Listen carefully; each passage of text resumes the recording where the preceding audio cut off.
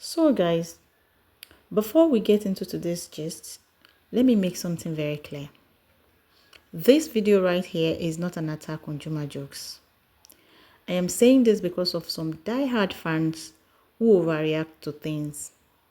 I am simply sharing updates based on what's already circulating online and what Kaizer himself has publicly claimed. Jux is a hugely talented artist who has worked hard to build his name, and nothing in this video is meant to discredit that, okay? We're just discussing the trending story, so let's keep it very respectful in the comments, okay? Thank you.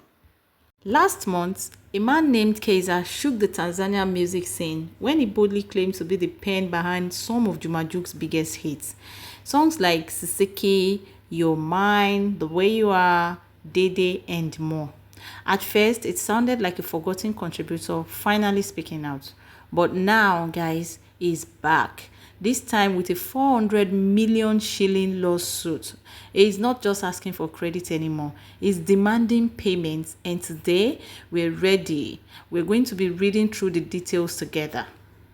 Wahala wey agbada this season o. Just when we thought the guy Juma Jux is going to finally start enjoying his wedding glow in peace, then now a 400 million Tanzanian shillings lawsuit on his head. So when Kaizer first came out last month, people weren't sure what to make out of it. He wasn't throwing insults, just quietly claiming that he wrote some of the very songs that shaped how fans saw Juma Jux as an artist. According to Kaizer, he was the real force behind those lyrics, the songs that elevated Juma Jux's name in the industry, that connected with fans not just in Tanzania but across East Africa. And while Jux performed them, he allegedly wrote them. So, fast forward to now, and Kaizer is no longer speaking casually. He is taking legal action. He has officially filed a lawsuit against Juma Jux, demanding 400 million Tanzanian shillings, which is roughly 153,000 US dollars. He is also requesting formal recognition as the songwriter for the tracks in question. And to make this even clearer, I am going to read part of the lawsuit Kaizer submitted so you can hear his exact claims and the demands he is making. So let's go ahead right now and read what the claim is, talking about, so that at least we have an idea of what we're looking at. So on the letter, we can see that it was addressed to Juma Jux. It says Juma Musa Kabala, also known as Jux, right? And it says final demand for payment of 400 million Tanzania shillings and co-authorship recognition for musical works created at Tandale Tanesco AM record between the year 2012 to 2018. We write as legal representatives of Shabani Abdullah Shabani, also known as Kaizer P, regarding the unauthorized use and commercial exploitation of musical works jointly created by our client and yourself at Tandale Tanesco, right, between 2012 and 2018. This letter serves as a formal demand for immediate restitution and recognition of our client's rights in the following compositions.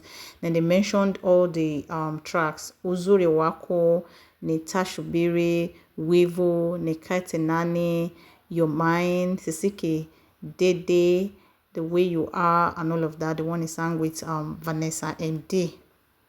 So I would say this is actually very heavy, but there's something about the lawsuit talking about using it unauthorized. I don't think that's correct, because there is no way he will use that unauthorized. But that he has not recognized, he has not paid you, he has not done the right thing, yes, we can actually believe that. So that was heavy.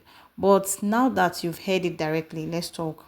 If these allegations hold any truth, then this isn't just a simple case of forgotten credit. It could potentially reshape the way we view Jux's early catalog, right? Think about it. If Kaizer really wrote those songs, why was he never acknowledged? Why was there no contracts, no splits, no publishing deal? And if Jux did know about Kaizer's role, was there a silent agreement that went sour? Or was Kaizer just part of the behind-the-scenes creative process with no formal arrangements? Tanzania bloggers are already saying those very songs are what builds Jux respect as an artist. And honestly, they are not wrong. Even if you didn't understand Swahili, you could feel those songs. The melodies, the emotions, they carried weight, which is why this lawsuit is getting attention. It is not just about the money, it's about legacy, authorship, and reputation. But this also raises a question. Why now? Why wait until after the JP 2025 wedding when all eyes are on Jux and Priscilla? Could this be strategy or just unfortunate timing? But I understand the guy's frustration. Imagine writing the songs that made someone famous only to watch them shine alone while you stay silent in the shadows. Honestly, this is a reminder that the business of music can just be as dramatic as the lyrics we vibe to. If Kaizer truly wrote those songs, he deserves his flowers and his paycheck. But if these are just exaggerated claims, then Jukes deserves some peace, I beg. Either way, we'll be watching the case very closely. Look, right? Every industry has its hidden hands. The people who write, build, style, and polish stars from the background. But when recognition and money don't follow, cases like this happen. If Kaizer is telling the truth, then he is just a creative asking to be seen and compensated. But if he's not, then this is a costly distraction during one of the biggest moments in Juma Jux' life and career. Again, everyone has been asking if Kaizer really wrote those songs. Why now? Why is he only coming forward in 2025?